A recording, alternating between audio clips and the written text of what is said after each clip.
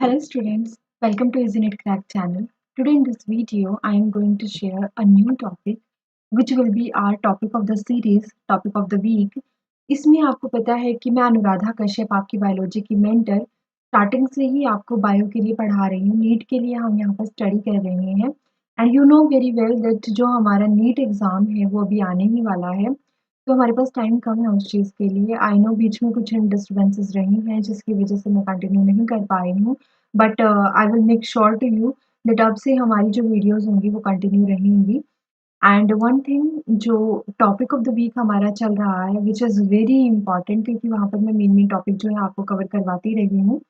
आज का हमारा टॉपिक जो रहेगा वो होगा हमारा रिस्ट्रिक्शन एंडोन्यूक्लियस। एंड इस टॉपिक के बारे में जानने से पहले सबसे इम्पोर्टेंट ये है कि आपको थोड़ा बायोटेक्नोलॉजी के बारे में नॉलेज होनी चाहिए। तो बायोटेक्नोलॉजी का जो चैप्टर है वो मैं अभी एनिमल किंगडम के तुरंत बाद स्टार्ट करने वाली हूँ। द रीज़न बिकॉज़ वो एक ऐसी यूनिट है जिसमें आप फुल स्कोर कर सकते हो एंड वो बहुत ज़्यादा इम्पोर्टेंट यूनिट है, क्योंकि उस यूनिट से क्वेश्चन हर बार पूछे जाते हैं, बहुत ही ईज़ी क्वेश्चंस रहते हैं। देखो, जिसको बायोटेक समझ में आ गई, क्योंकि हमारे पास स्कोप बायोटेक का यही रहने वाला है, ठीक है? तो जिसको बायोटेक समझ में आ गई उसके लिए ये सारे चैप्टर के क्वेश्चंस जो हैं वो बहुत ईज़ी हो जाएँगे, क्योंकि ये बहुत ज़्यादा इम्पोर्टेंट और बहुत ही ज़्यादा स्कोरिंग चैप्टर माने गए हैं। कम से कम आप बायोटेक्नोलॉजी की यूनिट की अगर हम बात करते हैं, तो आप उसमें 4 to 5 question every year expect कर सकते हो, जो कि आपका एक मेजर डिफरेंस क्रिएट करता है विद इन मार्क्स, ठीक है? तो आज का जो हमारा वीडियो रहने वाला है that will be on restriction endonuclease. वो क्या होता है उसके बारे में जानने से पहले मैं थोड़ा-सा आपको नॉलेज दूँगी अबाउट योर बायोटेक्नोलॉजी, ठीक है? आज की इस वीडियो में मैंने एक प्रेज़ेंटेशन यूज़ की है, जो कि मैंने डायरेक्ट गूगल से ली है एंड मैंने उसका रेफ़रेंस ऐड कर दिया है, नीचे रेफ़रेंस है उसमें, तो आप वो चेक कर सकते हो। That is totally available on your YouTube and ये ऑन योर गूगल। मैंने उसको खुद से नहीं बनाया है, तो सारा क्रेडिट उसका रेफ़रेंस पॉइंट जो है वो सारा वहीं पर है, ठीक है? एंड सेकंड थिंग, आज मैं अपनी जो नोट्स मैं बना रही हूँ आपके लिए बायोटेक्नोलॉजी के, उनकी कुछ पिक्चर्स भी शेयर करूँगी रिस्ट्रिक्शन एंडोन्यूक्लियस के रिगार्डिंग, ठीक है? तो फर्स्ट ऑफ ऑल हमारा ये टॉपिक इम्पोर्टेंट रहने वाला है। आप इस टॉपिक से नीट में कम से कम हर साल 1 या 2 क्वेश्चन पूछा जा रहा है, तो आई एम एक्सपेक्टिंग कि इस साल भी आपसे इससे क्वेश्चन पूछा जाएगा। अगर आप पीवाईक्यू बना रहे हो, मैंने जैसा आपको सजेस्ट किया था, if you are making those questions, तो आपके लिए आप देखोगे कि यहाँ कहीं ना कहीं पीवाईक्यू एक आधा ऐड हुआ है, ठीक है? तो first of all we are going to do it in detail. अगर आपको इसकी डिटेल पता होगी तो आप इसको इजीली कर सकते हो। तो आप सभी मेरे बारे में जानते हो, अच्छे से आप सभी जानते हो कि I am Anuradha Kashyap, your biology mentor. And अगर आप मुझसे ज्वाइन करना चाहते हो, तो अगर आपको जो पीडीएफ है वो भी चाहिए इन चीज़ों की, जो हमारे बेसिक लेक्चर चल रहे हैं डेली के, जो डिटेल्ड लेक्चर चल रहे हैं, अगर उन पर आपको भी नोट्स चाहिए, तो आप मुझे टेलीग्राम पर फॉलो कर सकते हो। यूट्यूब पर हमारा चैनल चल ही रहा है, इंस्टा पर भी आप हमें फॉलो कर सकते हो। बट मैं आपको सजेस्ट करूँगी कि first of all you are going to stick with your YouTube channel, ठीक है? इजी नीट क्रैक चैनल के साथ आप जुड़े रहिए। इस चैनल पर ही मैं आपको बहुत सारी चीज़ें जो है वो प्रोवाइड करवाने जा रही हूँ। एंड सेकंड चीज़ मैंने आपको कहा भी है, स्टूडेंट्स जब भी आप मेरे साथ बैठते हो पढ़ने के लिए, तो प्लीज़ अपना कॉपी पेन ज़रूर साथ में रखिए। आप वहाँ पर कुछ ना कुछ ऐड कर सकते हो, ठीक है? If you are not taking your copy pen, then you can use your NCERT book. You can write down there with pencil, ठीक है? तो आप पेंसिल का यूज़ करके वहाँ पर लिख सकते हो। तो चलिए स्टार्ट करते हैं। स्टार्ट करने से पहले मैं आपको कुछ चीज़ें बता देती हूँ। रिस्ट्रिक्शन एंडोन्यूक्लियस की प्रेजेंटेशन हम स्टार्ट करने जा रहे हैं। तो देखो, अगर हम प्रेजेंटेशन की बात करते हैं, तो रिस्ट्रिक्शन एंडोन्यूक्लियस ये होता क्या है, इसके बारे में समझो सबसे पहले। आपने बायोटेक्नोलॉजी की यूनिट पढ़ी होगी स्टूडेंट्स। अब मैं यहाँ पर लिख तो नहीं सकती हूँ, मैं एक काम करती हूँ, मैं आपको अलग से लिख के बताती हूँ कि क्या कहाँ पर क्या हो रहा है, ठीक है? तो देखो, बायोटेक्नोलॉजी के बारे में आपने पढ़ा होगा। बायोटेक्नोलॉजी का क्या मतलब होता है? बायोटेक्नोलॉजी का मतलब होता है when you are using living organism, when you are using living organism and some technique are using with that. मतलब आपने एक लिविंग ऑर्गेनिज्म लिया है जिसको हम बायो से रिप्रेजेंट कर रहे हैं। बायो का मतलब लाइफ होता है। एंड अगर हम टेक्नोलॉजी की बात करें, तो you are using any kind of technique. आप किसी तरह की टेक्निक का यूज करके उस लिविंग ऑर्गेनिज्म से अपनी सर्विसेज जो है ऑब्टेन कर रहे हो। उस चीज को हम बोलते हैं बायोटेक्नोलॉजी। तो आप सबने बायोटेक्नोलॉजी के बारे में पढ़ा हुआ है, ये 12th क्लास का एक चैप्टर है। बायोटेक्नोलॉजी का पूरी एक यूनिट है। अगर मैं आपको डिटेल में बताऊं तो यहाँ पे देखिए क्या होगा। Writing pad is not working actually, give me 1 second students.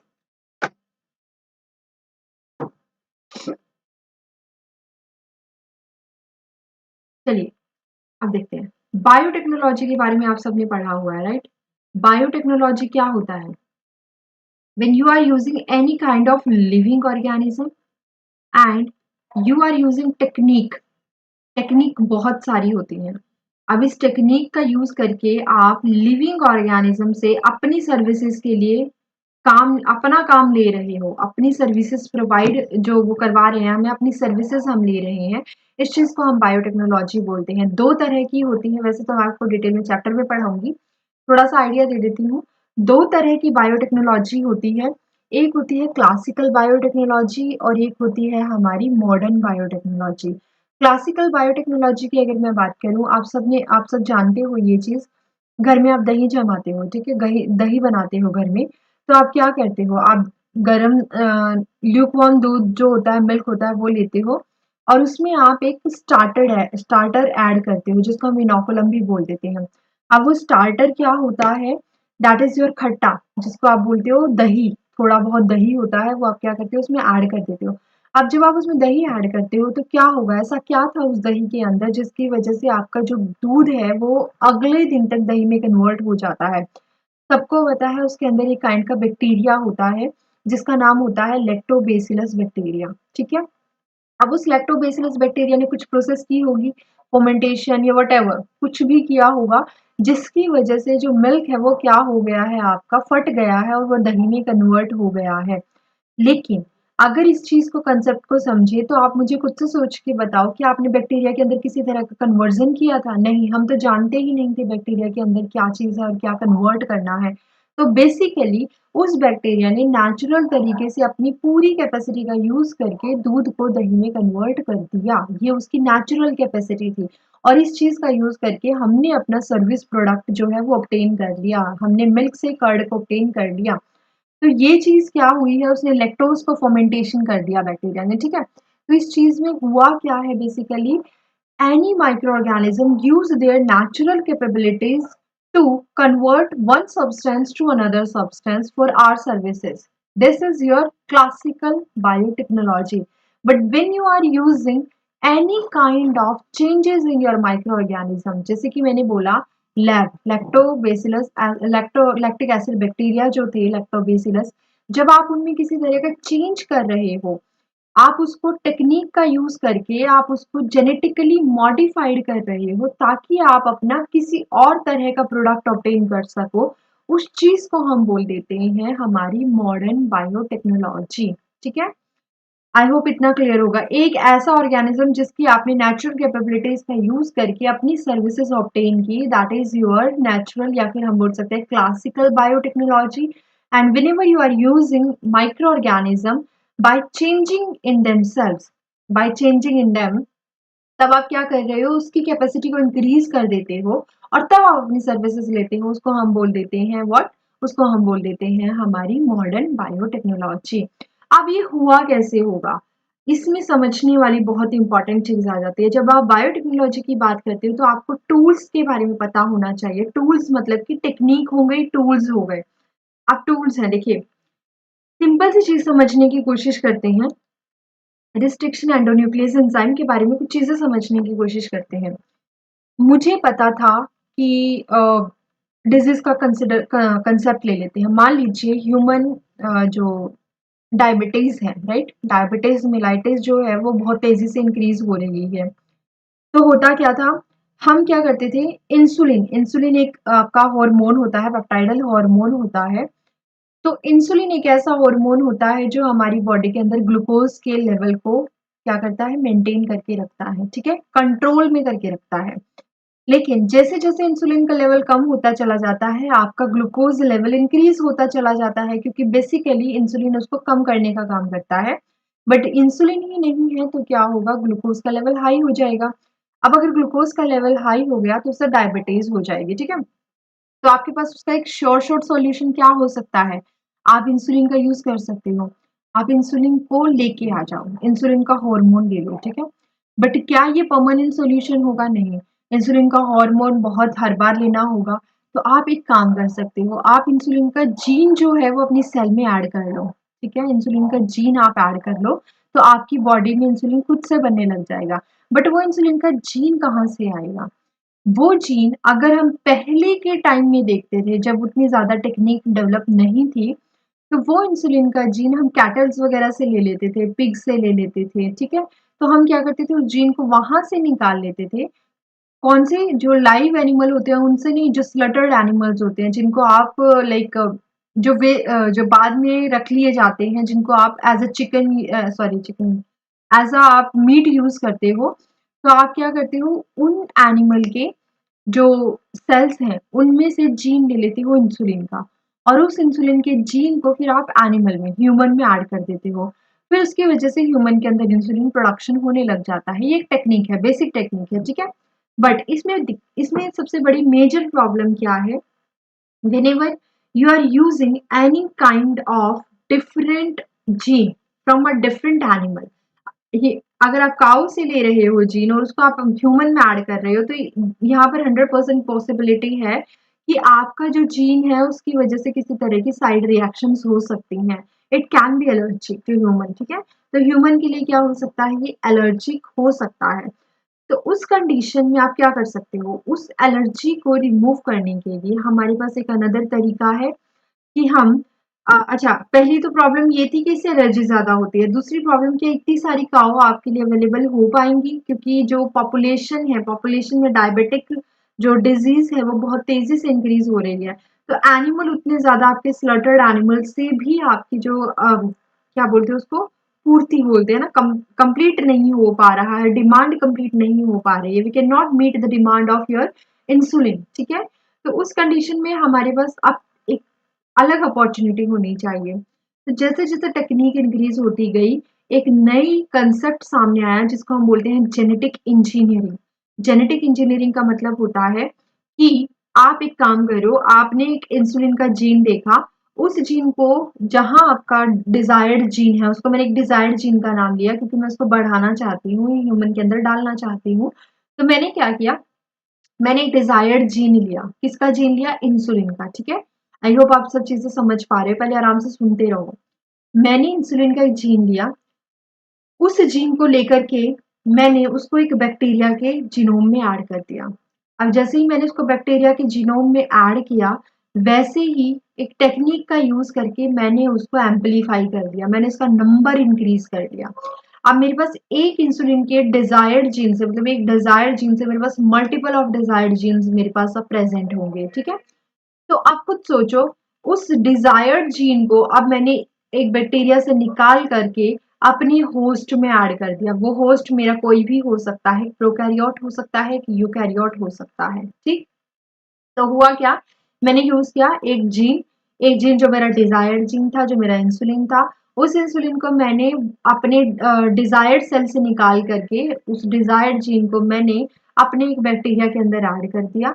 Bacteria के अंदर ऐड करने के बाद मैंने उसको एक होस्ट के अंदर ऐड कर दिया। बैक्टीरिया में क्यों ऐड किया? ताकि मैं उसको एम्पलीफाई कर सकूं, बहुत ज्यादा बना सकूं अमाउंट में, मैं एक से बहुत सारे बना सकूं by using a kind of technique which is your PCR, ठीक है। तो उस तरीके से मैंने उसका काम किया। लेकिन फाइनली मैंने उसको किसमें ऐड कर दिया? होस्ट के अंदर ऐड कर दिया। अब होस्ट में किसी तरह का रिजेक्शन नहीं है, किसी तरह की साइड इफेक्ट नहीं है, and lot of molecules are available for your insulin, ठीक है। तो यहाँ से क्या समझ में आ रहा है, यहाँ से सिंपल सा कंसेप्ट समझ में आ रहा है, इसका यूज करके आप रिकॉम्बिनेंट डीएनए बना सकते हो, रिकॉम्बिनेंट डीएनए बना सकते हो। खैर उस चीज को हम बाद में डिटेल में पढ़ेंगे। पर यहाँ पर मैं जो रेस्ट्रिक्शन एंडोन्यूक्लियस बता रही हूँ वो समझो क्या चीज हुई। मैंने इतनी सारी बात बताई, क्यों बताई? मैंने कहा कि डिजायर्ड जीन उठाया, डिजायर्ड जीन कहीं और ऐड किया। पर स्टूडेंट्स एक बात समझो, अगर मैंने डिजायर्ड जीन अपनी एक सेल से लिया, तो उस सेल से भी तो मुझे उसको निकालना पड़ा होगा ना। उस सेल से मैंने मान लीजिए निकाल लिया, मैंने जो डीएनए है, जो डीएनए का सेगमेंट है वो निकाल लिया। अब उस डीएनए के सेगमेंट को निकालने के लिए, मुझे तो नहीं पता कि वो डीएनए में कहाँ पर है, डीएनए तो बहुत बड़ा होता है, उस डीएनए में कहीं ना कहीं डिजायर्ड जीन भी छुपा हुआ होता है, पर मुझे निकालना पर्टिकुलर वही डिजायर्ड जीन है, तो क्या मुझे कट नहीं करना होगा, मुझे उसको कट करना पड़ेगा। और जब मैं उसको कट करती हूँ तो कट करने के लिए मुझे कोई मॉलिक्यूलर सीजर की रिक्वायरमेंट होगी, क्योंकि डीएनए क्या है, डीएनए इज अ बायोमॉलिक्यूल। तो अगर मुझे उसको निकालना है तो मुझे अपने डीएनए में कट लगाना होगा, ताकि मैं क्या कर सकूं, अपना डिजायर्ड जीन उस पूरे बड़े डीएनए में से उठा सकूं। ठीक, अब मान लो उसको मुझे कट करना है, तो कट करने के लिए मुझे एक सीजर चाहिए होगी, और वो सीजर कौन होती है, that is your restriction endonuclease. इसीलिए हम इसके बारे में पढ़ते हैं। अब मैंने कहा कि मुझे अपना ये डिजायर्ड जीन एक बैक्टीरिया के अंदर ट्रांसफर करना है, बट मैं उसको डायरेक्ट ट्रांसफर नहीं कर सकती हूँ, मुझे बीच में एक व्हीकल की रिक्वायरमेंट होगी। जैसे आपको सामान एक जगह से दूसरी जगह पहुंचाने के लिए बीच में ट्रैफिक रिक्वायरमेंट होती है, आपको ट्रांसपोर्ट की रिक्वायरमेंट होती है, इसी तरह से मुझे अपना डिजायर्ड जीन एक सेल से दूसरी सेल में डालने के लिए बीच में एक ट्रांसपोर्ट की रिक्वायरमेंट होगी, और उसको हम बोलते हैं वेक्टर। लेकिन अगर आपको वेक्टर में अपना डिजायर्ड जीन ऐड करना है, तो आपको अपने वेक्टर में से भी जगह बनानी होगी। अब वेक्टर में जगह बनानी है तो वेक्टर का डिजायर्ड सेगमेंट को ऐड करने के लिए जो स्पेस होगा उसको कट करना पड़ेगा। उसको कट करने के लिए भी आपको किसकी रिक्वायरमेंट होती है, रिस्ट्रिक्शन एंडोन्यूक्लियस की। तो बेसिकली जो सबसे इंपॉर्टेंट टूल, अगर ये ना होता तो बायोटेक्नोलॉजी पॉसिबल नहीं थी। अगर मैं रिस्ट्रिक्शन एंजाइम की बात करूं तो restriction enzyme are basically the molecular scissor which can cut your DNA और your vector at their specific site. I hope this is clear to you, समझ में आया। तो रिस्ट्रिक्शन एंजाइम कहाँ से शुरू होगा, रिस्ट्रिक्शन एंजाइम की अगर हम बात करें, बहुत सारे रिस्ट्रिक्शन एंजाइम होते हैं। बेसिकली ये है क्या, अगर हम इसमें देखते हैं स्टूडेंट्स, तो मैं आपको एक चीज बताती हूँ रिस्ट्रिक्शन एंजाइम के बारे में। आई होप मेरे पास यहाँ पर स्पेस होगा, ठीक है। देखो, रिस्ट्रिक्शन एंजाइम के बारे में बात करते हैं। आर ई, मैंने क्या कहा, दे आर मॉलिक्यूलर सीजर। क्या होते हैं ये, मॉलिक्यूलर सीजर होते हैं। मॉलिक्यूलर सीजर का मतलब they can cut on your DNA at their specific site. अब इस रिस्ट्रिक्शन एंडोन्यूक्लियस की अगर हम बात करते हैं, तो रिस्ट्रिक्शन एंडोन्यूक्लियस आपके पास एंजाइम की एक बड़ी कैटेगरी से बिलोंग करते हैं, जिसको हम बोलते हैं न्यूक्लियस। न्यूक्लियस का मतलब क्या है, एज होता है एक ऐसा एंजाइम जो कट कर सकता है। और न्यूक्लियस, न्यूक्लियस में न्यूक्लियस का यहाँ पे इसका क्या मतलब है, इसका मतलब है डीएनए, आपके जेनेटिक मटेरियल पे जो काम कर सके। तो ये आपका बिलोंग करता है जेनेटिक मटेरियल से। और ये इसका मतलब है a kind of enzyme which can cut your genetic material. ठीक है, this is your restriction endonuclease. ये आपका एक न्यूक्लियस क्लास से बिलोंग करता है, जो कि आपकी सबसे बड़ी क्लास मानी जाती है एंजाइम की। अब इस न्यूक्लियस में भी फर्दर दो क्लासेस आती हैं आपके पास। एक आती है एक्सोन्यूक्लियस और एक आती है एंडोन्यूक्लियस। एक्सोन्यूक्लियस और एंडोन्यूक्लियस। अब इसमें देखो क्या चीज है। अगर मैं बात करूं स्टूडेंट्स, आपके पास एक्सोन्यूक्लियस क्या होता है, देखिए। ओके, एक्सोन्यूक्लियस देखिए क्या होता है। एक्सो का मतलब क्या है, आउट। न्यूक्लियस का मतलब जो आपके डीएनए पे कट लगा सके। सपोज कर लो ये डीएनए है आपका, और इस डीएनए में ये जो है आपका ये मिडल पीस है। ये वाला जो है आपका ये मिडल पार्ट है, मान लेते हैं ये वाला, ये मिडल है, ठीक है। तो ये वाला आउटर पार्ट हो गया इधर वाला। और अगर मैं इधर की बात करूं तो ये वाला भी आपका क्या होगा, ये वाला भी आपका आउटर पार्ट होगा, यहाँ वाला, है ना। तो ये वाला भी आपका क्या है, आउटर पार्ट है। एक्सो का मतलब है जब आपका रिस्ट्रिक्शन एंडोन्यूक्लियस आउटर साइड में कट लगाता है, यहाँ पर कट लगाता है तो आप उसको बोलते हो एक्सोन्यूक्लियस। बट जब आप वो उसकी मिडल में कट लगाता है तो आप उसको बोलते हो एंडोन्यूक्लियस। तो ये दो क्लासेस हैं, एक हो गई एक्सोन्यूक्लियस जब आपका रिस्ट्रिक्शन एंडोन्यूक्लियस एजिस पर कट लगाता है, और एंडोन्यूक्लियस जब आपका रिस्ट्रिक्शन एंडोन्यूक्लियस मिडल में कट लगाता है तो उसको आप क्या बोलते हो, एंडोन्यूक्लियस। और जो रिस्ट्रिक्शन एंडोन्यूक्लियस है ये आपका किससे बिलोंग करता है, ये बिलोंग करता है आपका एंडोन्यूक्लियस से, यानी रिस्ट्रिक्शन एंडोन्यूक्लियस। मतलब हमारे डीएनए में कट कहाँ पर लगने वाला है, मिडल में कट लगता है, तब हम बोलते हैं restriction endonuclease. I hope this is clear to you. ठीक है, चलिए अब अगर हम इसमें आगे देखते हैं, रिस्ट्रिक्शन एंजाइम बोल दो, रिस्ट्रिक्शन एंडोन्यूक्लियस बोल दो, आप इसको क्या बोल सकते हो, एंडोन्यूक्लियस भी बोल सकते हो। अब देखो, अब सबसे पहले हम ये देखेंगे कि ये प्रोड्यूस कैसे हुए, क्या ऐसा रिक्वायर्ड था कि इनको प्रोड्यूस होना पड़ा। तो उसके लिए अगर हम समझते हैं एक चीज, चलिए ये समझाती हूँ मैं आपको।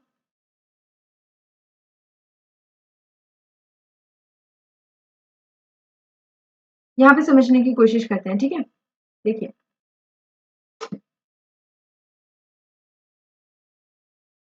होता क्या है,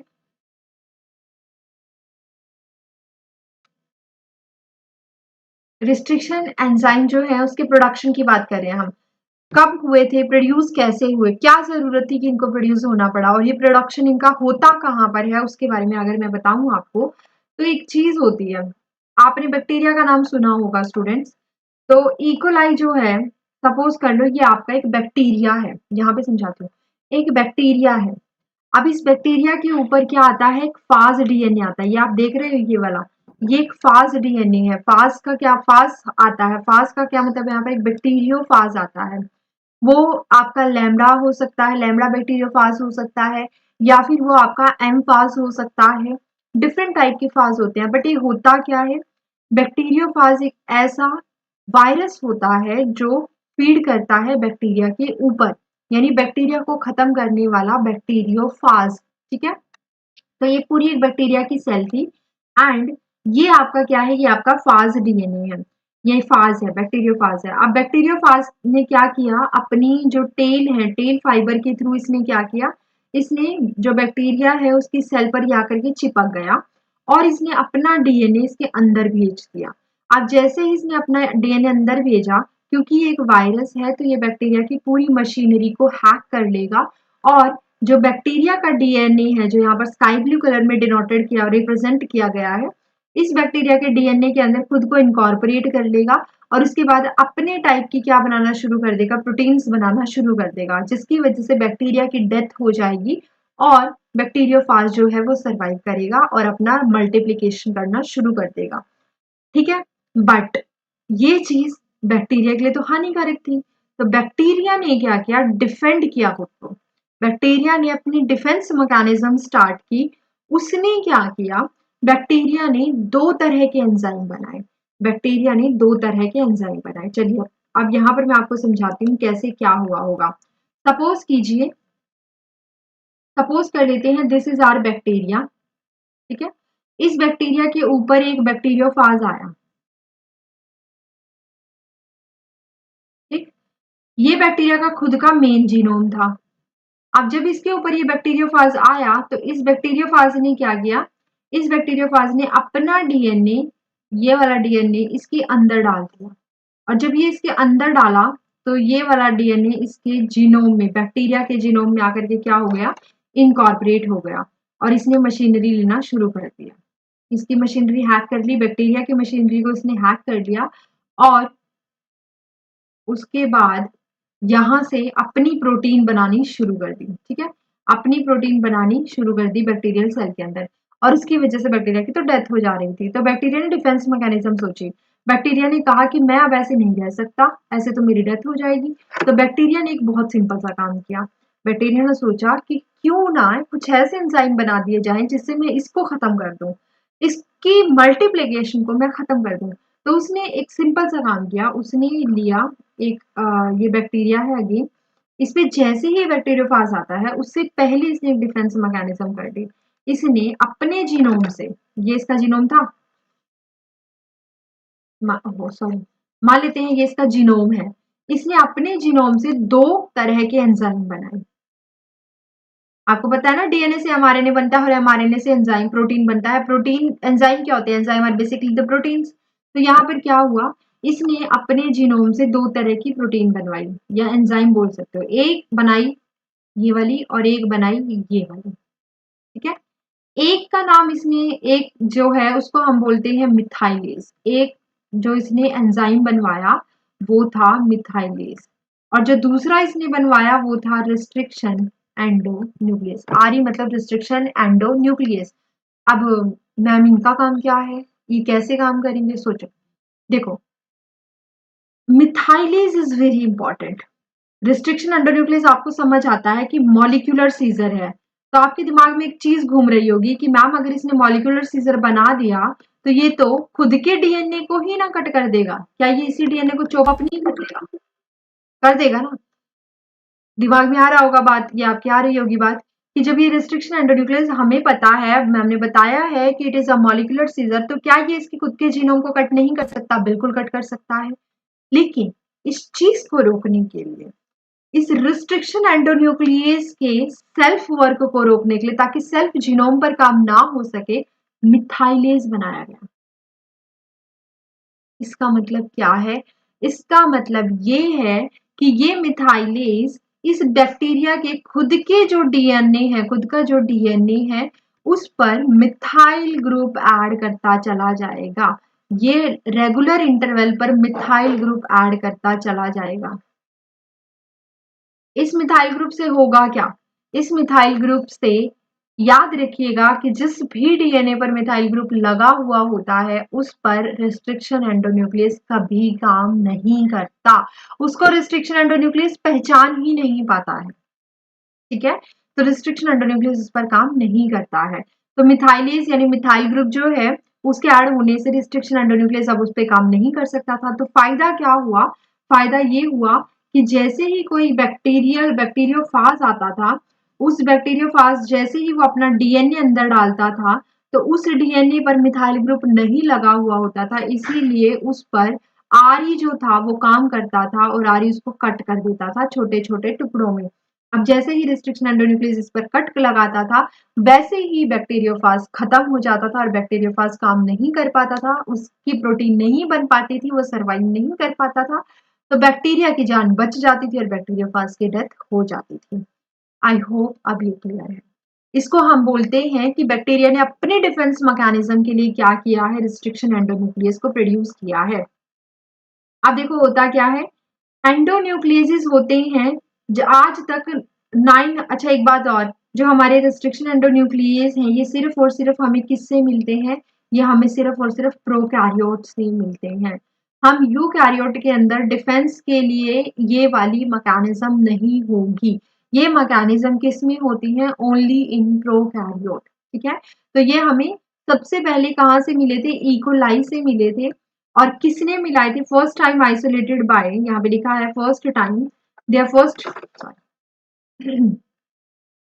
there first time isolated by Arber Smith and Nathan. ठीक है, इन्होंने किससे लिया था इसको? इकोलाई से इन्होंने इसको निकाला था एंड 1963 में सबसे पहले इन्होंने इसको निकाला था। उसके बाद नेथन की बात करें तो नेथन ने तो इसको नोमेनक्लेचर भी दिया था। अभी मैं नोमेनक्लेचर बताऊंगी कैसे इनको नाम जो है वो दिया जाता है 1963 में। बट इनको नोबेल प्राइज कब मिला था? इनको नोबेल प्राइज मिला था इस चीज के लिए 1978 में। ठीक, अब देखो कैसे हुआ था ये देखो, ये एक बैक्टीरिया है, इस बैक्टीरिया के इकोलाई बैक्टीरिया है, इस बैक्टीरिया ने अपने जीनोम से दो तरह के एंजाइम प्रोड्यूस किए, एक मिथाइलेज और एक रिस्ट्रिक्शन एंडोन्यूक्लियस। मिथाइलेज जो है वो मिथाइल ग्रुप को ऐड करता है बैक्टीरियल डीएनए पर, to bacterial DNA, so that restriction endonuclease can not recognise them. ठीक है, एंड रिस्ट्रिक्शन एंडोन्यूक्लियस को जब कट लगाना होता है तो वो कट लगाने के लिए पूरे डीएनए को स्कैन करता है और फिर देखता है कि कहाँ पर कट लगाना है, तो वो वहां पर कट लगाता है जहां पर पैलिंड्रोमिक सीक्वेंसेस होती हैं। अब ये क्या है ये समझते हैं। देखिए, ये समझ में आया? फास्ट डीएनए आया। फास्ट डीएनए के रिस्पेक्ट में बैक्टीरियल सेल ने क्या बनाया हुआ था? अपने ही जीनोम से एक रिस्ट्रिक्शन एंजाइम बनाया हुआ था जिसने फास्ट के डीएनए के साथ चिपक करके, ग्रीन वाला एंजाइम है, इसने इस डीएनए के साथ चिपक करके फास्ट के डीएनए को डिग्रेड कर दिया। मिथाइल ग्रुप आप जगह जगह पर देख सकते हो, methyl group block the restriction endonuclease and protect the bacterial DNA from being cleaved. अब आई होप ये क्लियर है कि जो बैक्टीरिया का डीएनए है वो खुद को कैसे प्रोटेक्ट करता है? By adding methyl group to themselves. Clear? Okay, अब आ जाइए वहां पर वापस। अब हम देखते हैं कि काम कैसे करता है ये, what is a palindromic sequences. Discovery and naming की बात करें तो they were discovered in the late 1960s, मैंने कहा है 1963 में आर्बर्ट स्मिथ एंड नोथन ने इनको डिस्कवर किया था। अगर नॉर्मली अभी देखा जाए तो बेसिकली 900 रिस्ट्रिक्शन एंडोन्यूक्लियस जो है वो डिस्कवर्ड किए जा चुके हैं according to your NCERT data. 900 restriction endonuclease enzymes are recognized from the 230 strain of bacteria। अब तक हमने सिर्फ 230 स्ट्रेन ऑफ बैक्टीरिया यूज किए हैं और कितने एंजाइम निकाले जा चुके हैं 900। इस पर पीवाईक्यू कई बार पूछा जा चुका है, तो आप ये डाटा याद रखिएगा। ठीक, अब देखो पहचानता कैसे है ये। अगर नोमेनक्लेचर की भी मैं बात बताती हूँ आपको, पहचानता कैसे है ये। सबसे पहले पूरे डीएनए को स्कैन करेगा। सपोज कर लो ये पूरा एक डीएनए है, उस डीएनए को स्कैन करा, ये रहा पूरा डीएनए। ठीक है, ये पूरा एक डीएनए था, बड़ा डीएनए था, 5 प्राइम से 2 3 प्राइम और 3 प्राइम टू 5 प्राइम। अब इसने इस पूरे डीएनए में पैलिंड्रोमिक सीक्वेंसेस देखिए। What are the palindromic sequences? The sequence which can read same from the both hands, जिनको आप दोनों साइड से सेम तरीके से पढ़ सकते हो, उसको हम बोलते हैं रिस्ट्रिक्शन एंडोन्यूक्लियस साइट या restriction endonuclease sequences, sorry palindromic sequences. Palindromic sequences कैसे? सपोज कर लो मलयालम, मलयालम को आप फ्रंट से एंड पढ़ोगे, एंड टू फ्रंट पढ़ोगे तो आपको सेम समझ में आएगा। कनक, आप और कोई नाम ले सकते हो। मैडम, मैडम क्या है, आप दोनों साइड से पढ़ोगे सेम पढ़ी जाएगी। ठीक है, आप यहाँ पे देखो able was I, air, era, array, जो भी है, आई सॉ, एल्बा। आप इसको चाहे ऐसे पढ़ लो या फिर आप चाहे इसको ऐसे पढ़ लो, A B L E, able was I, ere, I was, I saw, Elba. ठीक है, ये दोनों ही साइड से सेम पढ़ी जा रही है। ऐसी पूरी सीक्वेंस को आप बोलते हो palindromic sequences which can read same from the both side, that is your palindromic sequences. अब रिस्ट्रिक्शन एंडोन्यूक्लियस बहुत सारे होते हैं। 900 मैंने कहा, 900 रिस्ट्रिक्शन एंडोन्यूक्लियस एंजाइम है जो कि 230 स्ट्रेन ऑफ बैक्टीरिया से हमें मिल चुके हैं अब तक के डाटा के अकॉर्डिंग। अगर हम देखा जाए देखें तो आप इसको नोमेनक्लेचर कैसे करते हो? नोमेनक्लेचर का मतलब है आप उसको नाम कैसे दे रहे हो। तो अगर मैं बताऊं आपको, जैसे कि ये देखो बाम, यहीं से स्टार्ट करते हैं। बाम एच आई साइड, अच्छा हाँ आपको समझाती हूँ थोड़ा सा। अब तक हमें पता चल गया कि डिस्ट्रिक्शन एंडोन्यूक्लियस होते क्या हैं। न्यूक्लियस की बड़ी कैटेगरी से बिलोंग कर रहे हैं, एंडोन्यूक्लियस से। ठीक है, जो अंदर कट लगाते हैं। दूसरा हमने पढ़ा ये प्रोड्यूस कैसे हुए हैं। ये प्रोड्यूस हुए हैं बैक्टीरिया से। डिफेंस मैकेनिज्म में दो तरह के एंजाइम बने थे, मिथाइलेज और डिस्ट्रिक्शन एंडोन्यूक्लियस। तीसरा कितने हैं? 900 है फ्रॉम 230 स्ट्रेन ऑफ बैक्टीरिया से। कहाँ से मिलते हैं? Only from prokaryote, not from eukaryote. As a defence mechanism they are present in the prokaryote only. ठीक है, अब हम पढ़ने जा रहे हैं नोमेनक्लेचर कैसे होता है। नोमेनक्लेचर की स्टूडेंट्स अगर मैं बात करूं तो नोमेनक्लेचर बहुत ही सिंपल है। देखिए, चलिए नोमेनक्लेचर की बात करते हैं।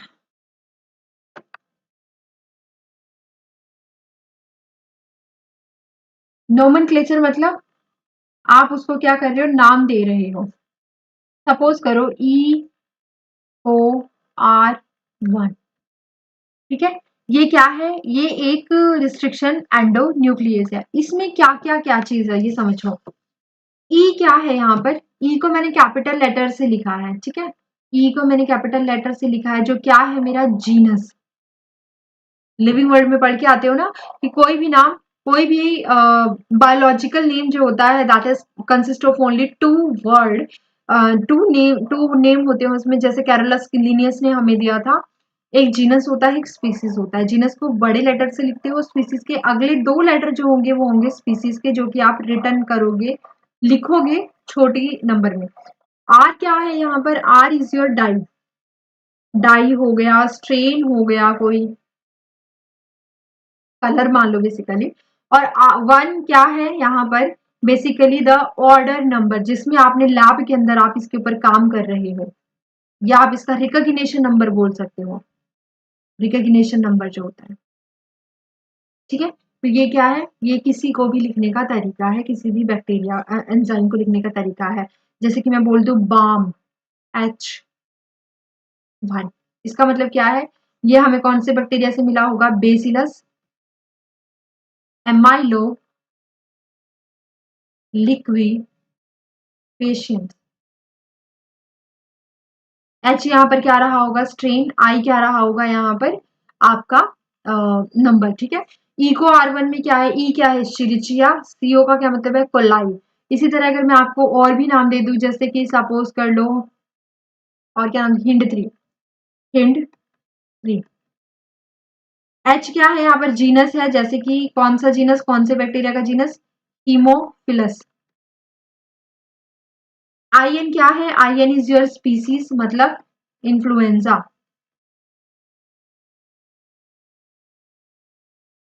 समझ रहे हो। डी क्या है यहाँ पर डाई, और 3 क्या है यहाँ पर स्ट्रेन नंबर, ऑर्डर नंबर हो सकता है। तो ये चीजें इतनी है, इस तरीके से इसका नाम लिखा जाता है। आपको कम से कम 4 से 5 बैक्टीरिया के नाम याद होने चाहिए। हमारे पास तो 900 है, 900 हम सब याद नहीं रख सकते, कम से कम 5 तो आपको एटलीस्ट याद होने चाहिए। जैसे एक हो गया स्मा, सिरेशिया मार्सिसेंस, ये हो गया, ये भी आप याद रख सकते हो। और भी डिफरेंट डिफरेंट नाम है जो आप चाहो तो याद भी रख सकते हो, ठीक है। देखो यहाँ पर इसका नाम मैंने बता रखा है, हिंड 2 का बता रखा है। एच क्या है जीनस, IN क्या है स्पीसीज, डी क्या है डाई, 2 क्या है आइसोलेटेड नंबर, ठीक है। ये जो है हिंड 2, ये क्या सबसे पहले डिस्कवर किया गया था एंड कैरेक्टराइज किया गया था इसको 5 साल बाद। मतलब हमने इसको डिस्कवर तो पहले कर लिया था, लेकिन ये काम कैसे करता है उस चीज के बारे में हमें पता चला था बाद में, ठीक। तो ये है आपका, इसकी सीक्वेंस अगर आप याद रखना चाहो तो रख सकते हो, GTT AAC CAA TTG। अब मैम ये क्या होता है, चलिए देखते हैं क्या चीज होती है। इसको मैं आपको समझाती हूँ प्रेजेंटेशन के थ्रू। देखो, DNA पे पूरे को स्कैन किया, क्लियर।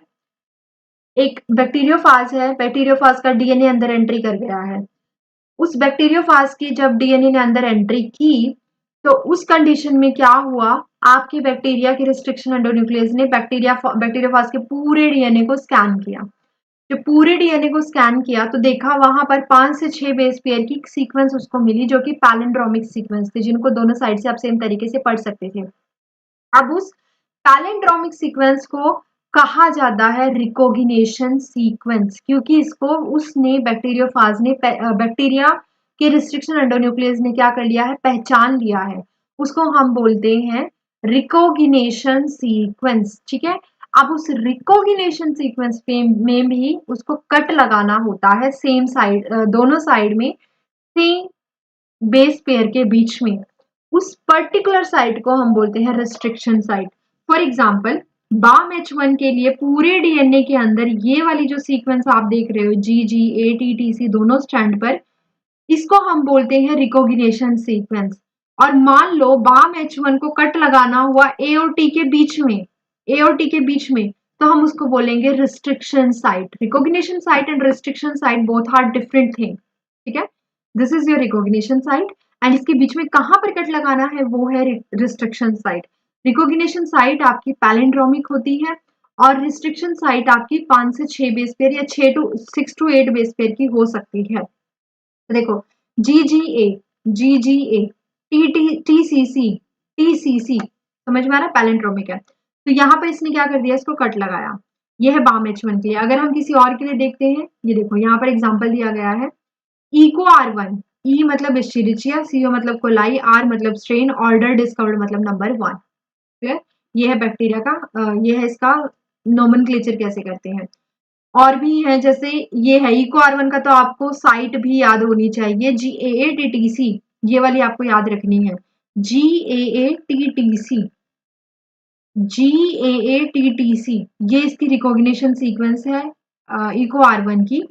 एंड ये इको R1 की रिकॉग्निशन सीक्वेंस आपकी कट कहाँ लगाती है, उसको हम बोलते हैं रिस्ट्रिक्शन साइट।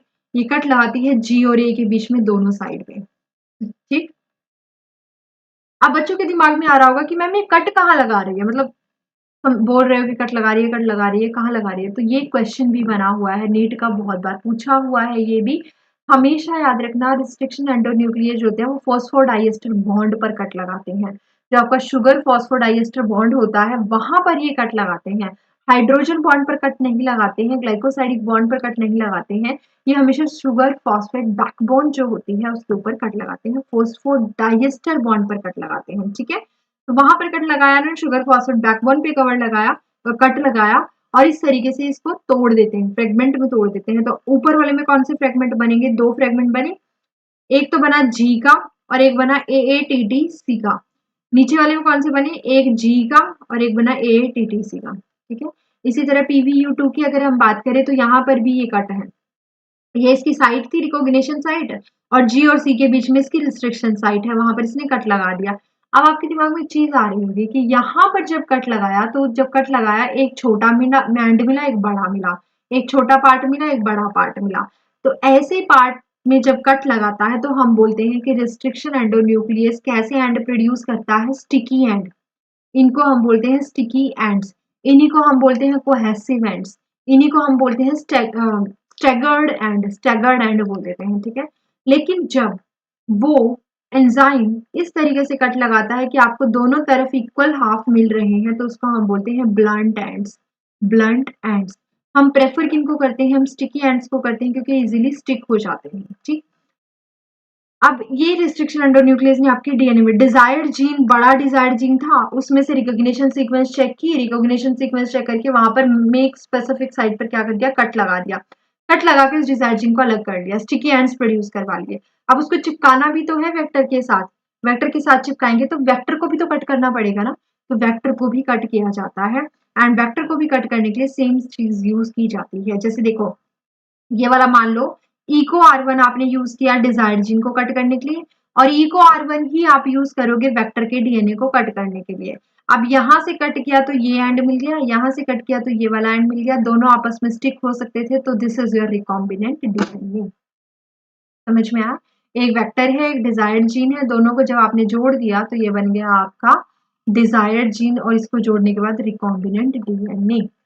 ठीक, अब देखो ब्लंट एंड्स इस तरीके से, ये आपके कुछ नाम दिखा रखे हैं कैसे कैसे प्रोड्यूस होंगे। यहाँ से देखो इको R1 ने जी और ए के बीच में कट लगाया, ये इसकी रिकॉग्निशन, ये पूरा डीएनए है, ये बीच में रिकॉग्निशन साइट है, ये ब्लैक वाली जहां से कट लगा रहा है ये रिस्ट्रिक्शन साइट है।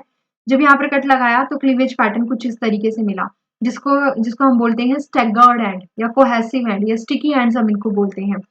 हिंड 3 की बात करें तो हिंड 3 ने भी सेम एंड प्रोड्यूस किए, बाम H1 ने भी सेम एंड प्रोड्यूस किए, साउथ 3A ने भी सेम एंड जो है वो प्रोड्यूस किए आपके। ठीक है, हे 3 ने क्या प्रोड्यूस किया? ब्लंट एंड, इसने आपके ब्लंट एंड प्रोड्यूस किए। देखो ये देखो, इक्वल है, इक्वल है, तो this is your blunt and.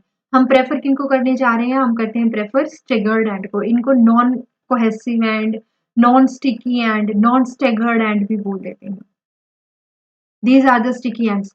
Restriction enzyme ने कहां पर कट लगाया? यहाँ पर, जी और ए के बीच में यहाँ लगाया, जी और ए के बीच में यहाँ लगाया, this is your recognition site and this is your restriction site. Cut लगाने के बाद क्या हुआ? ये एंड्स प्रोड्यूस हुए, यहाँ पर ये वेक्टर का था, ये भी वेक्टर का एक एंड है, यहाँ पर आपने डिजायर्ड जीन को आकर के अपना ऐड कर दिया, अब बन गया रिकॉम्बिनेंट डीएनए। ठीक, ये हमने पढ़ लिया कि why don't bacteria destroy their own DNA with their restriction enzyme? Defence mechanism है, क्योंकि वो मिथाइल ग्रुप को क्या कर लेता है? ऐड कर लेता है। तो ये चीजें आई होप आपको इतनी क्लियर हो गई होंगी। अब तक हमने जो चीजें जरूरी थी वो सब पढ़ ली हैं। अब एक टाइप और आता है, एक टाइप और आता है स्टूडेंट जो थोड़ा सा अलग है। मिथाइलेशन बता रखा है कैसे किया गया, ये पूरा डीएनए था अनमिथाइलेटेड डीएनए, इसमें मिथाइल ग्रुप ऐड नहीं था। तो जो आपका रिस्ट्रिक्शन एंजाइम था इको R1 वाला वो आया और उसने जी और ए को, ये इसने अपनी पैलिंड्रोमिक सीक्वेंस देखी GAATTC, और यहाँ पर जी और ए के बीच में क्या कर दिया? कट लगा दिया, और क्या प्रोड्यूस हो गए? स्टिकी एंड्स प्रोड्यूस हो गए। अब ये अनमिथाइलेटेड डीएनए है, इसी वजह से यहाँ पर ये वाला एंजाइम आकर के कट कर सकता है। लेकिन अगर मैंने इस पर क्या ऐड कर दिया? इको R1 मिथाइलेज ऐड कर दिया, यानी मिथाइल ग्रुप ऐड कर दिया, तो उसने ए पर आकर के मिथाइल ग्रुप पर ऐड कर दिया, जिसकी वजह से अब restriction enzyme eco R1 methyl group add होने की वजह से उसको कट नहीं कर पाएगा। इसको हम बोलते हैं कि मिथाइलेशन से बेसिकली हो क्या रहा है, ये एंजाइम जो है ये आपका इनएक्टिव हो जाता है इस रेस्पेक्ट में। ठीक है, अब देखिए एक चीज और, मैंने कहा रिस्ट्रिक्शन एंडोन्यूक्लियस मॉलिक्यूलर सीजर होते हैं, स्कैपल्ड ब्लेड भी इनको कहा जाता है। सबसे पहले आपका हिंड 2 डिस्कवर किया था, हीमोफिलस इन्फ्लुएंजा RD2 बोलते हैं हम इसको, फॉस्फोडाइएस्टर बॉन्ड को ये ब्रेक करता है। And these are the endonuclease which are used to cut at palindromic site, that is their restriction site. ये थोड़े एडिशनल पॉइंट हैं। रिस्ट्रिक्शन एंडोन्यूक्लियस आपके 3 तरह के होते हैं, टाइप 1, टाइप 3, टाइप 2, ठीक है। तो टाइप 1 की बात करें तो टाइप 2 हो गया और टाइप 3 हो गया। ये दोनों ऐसे हैं जिनको मैग्नीशियम आयन की रिक्वायरमेंट होती है for their function. They require ATP to use energy, and there is one another cofactor जिसको हम बोलते हैं एस एडिनोसाइल मिथ्योनिन भी इनको रिक्वायर्ड होता है। बट ये ज़्यादा आपके जेनेटिक इंजीनियरिंग में यूज़ नहीं किए जाते हैं। जेनेटिक इंजीनियरिंग में बेसिकली टाइप 2 को यूज़ किया जाता है। टाइप 1 इसलिए यूज़ नहीं करते हैं क्योंकि ये रिस्ट्रिक्शन एंडोन्यूक्लियस रिकॉग्निशन साइट को, रिस्ट्रिक्शन एंडोन्यूक्लियस की साइट को पहचान तो लेते हैं ये वाले रिस्ट्रिक्शन एंडोन्यूक्लियस, बट ये वहां पर कट नहीं लगाते जहां पर इनको कट लगाना होता है। ये बहुत दूर जाकर के कट लगाते हैं, जिसकी वजह से जो हमें डिजायर्ड जीन चाहिए वो नहीं मिल पाता। बस आप इतना ही याद रखिएगा। टाइप 3 की अगर हम बात करें तो ये भी आपके दूर जाकर के कट लगाते हैं। मान लो अगर पूरा डीएनए है, पूरे डीएनए में मुझे अपना जो डिजायर जीन है वो बहुत सेंटर में मिल रहा है, तो जब मैं टाइप 1 की बात करती हूँ, जब इनको कट लगाना होता है तो ये उस डिजायर जीन से 1000 बेस पेयर दूर कट लगाएंगे, जो कि हमें रिक्वायर्ड नहीं था। टाइप 3 की अगर मैं बात करूँ तो ये कम से कम 100 से 500 के बीच में रेंज में कट लगाएंगे, which is also not required. But अगर मैं टाइप 2 की बात करती हूँ तो type 2 are very specific and ये मोस्ट कॉमनली यूज किए जाते हैं। इनको जहां पर कट लगाना होता है ये पर्टिकुलरली उसी साइट पर कट लगाते हैं, इसलिए हम सबसे ज्यादा टाइप 2 को यूज करते हैं। लिखा भी है type 1 and type 3 not used in genetic engineering only. Type यहाँ पे टाइप सॉरी यहाँ पर टाइप 3 आना चाहिए था, not used in genetic engineering. क्या यूज होता है, सिर्फ टाइप 2 यूज होता है, ठीक। सेम चीज लिखी हुई है मैंने, ये आपकी इको R1 की साइट है जिसको पहचाना जाएगा GAATTC, और G और A के बीच में क्या लगाया जाएगा, कट लगाया जाएगा, जिसको रिस्ट्रिक्शन साइट बोलते हैं। कट लगाने के बाद आपको कुछ इस तरीके के एंड्स मिलेंगे जिनको स्टैगर्ड कोहेसिव स्टिकी एंड्स बोला जाता है, और लॉन्ग स्ट्रक्चर। एंड अगर मैं SMA1 की बात करती हूँ, सीरेशिया मार्सिसेंस आपका ये है, और इसमें अगर हम बात करते हैं तो ये आपका ब्लंट एंड आपको देता है, flush blunt non sticky non cohesive ends are produced by cutting with SMA1। So this was all about your restriction endonuclease। अगर हम एग्जांपल ऑफ यूजेस की बात करते हैं तो ये आपका डीएनए फिंगरप्रिंटिंग में यूज होता है, डीएनए टाइपिंग में, प्रोफाइलिंग में, डीएनए सीक्वेंसिंग में, डीएनए को सीक्वेंस करना हो, यानी ए के बाद जी है, जी के बाद सी है, सी के बाद टी है, कौन कहाँ पर है, तब हम बोलते हैं जी डीएनए सीक्वेंसिंग। अगर हमने देखना हो कि डीएनए टाइपिंग, डीएनए को टाइप करना है, डीएनए की प्रोफाइल बनानी है, तब आप रिस्ट्रिक्शन एंडोन्यूक्लियस यूज करते हो। डीएनए फिंगरप्रिंटिंग मैचिंग में यूज किया जाता है। जीन स्प्लाइसिंग, जीन को ब्रेक करना हो, जीन को तोड़ना हो, and when you are going to produce recombinant DNA, तब आपका रिस्ट्रिक्शन एंडोन्यूक्लियस काम आता है। जब आप इसको ट्रांसफॉर्मेशन के लिए होस्ट में डालते हो तो आपको वेक्टर रिक्वायर्ड होता है, तो वेक्टर भी आपका रिक्वायर्ड है। वेक्टर आपका रिस्ट्रिक्शन एंडोन्यूक्लियस से ही कट लगाकर डिजायर्ड जीन को ऐड करता है। ह्यूमन जीनोम प्रोजेक्ट में हमारे लिए बहुत इंपॉर्टेंट है, क्योंकि हमें पता चलता है कि कौन सी चीज कहाँ पर प्रेजेंट है और कितनी बेस पेयर लेंथ रहने वाली है, ठीक है।